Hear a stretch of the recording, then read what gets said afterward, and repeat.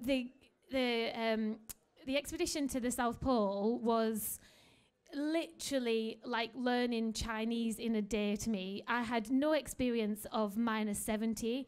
I mean, I grew up in the Lake District, so you don't have to learn to camp. So I'd never really done much camping, because you basically camping all the time when you're in the Lake District. You sleep outside.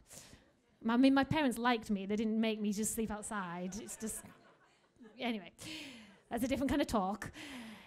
So I went to the South Pole, and it was a massive learning curve. I'd attempted to learn to kite ski by learning to kite surf, because that makes good telly.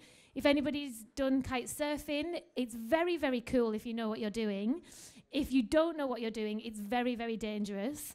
And I used to just end up being dragged all over sort of Eastbourne midair. And I knew it was time to quit when I went into a coffee shop to kind of calm down from the concussion. And this little old lady came up to me and she went, "Oh, Helen, I do love watching you fly through the air. It's so graceful." And I was like, technically I'm supposed to be on the water, but okay. We'll take it.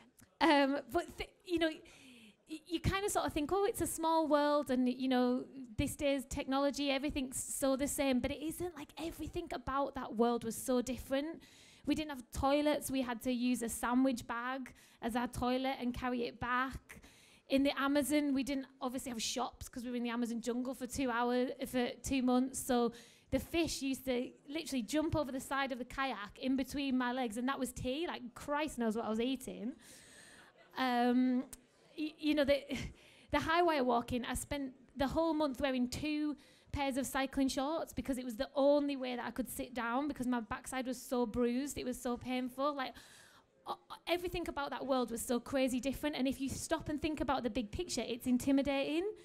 But when you pare it all back, actually, it all just starts one bit at a time, and it all started in the gym.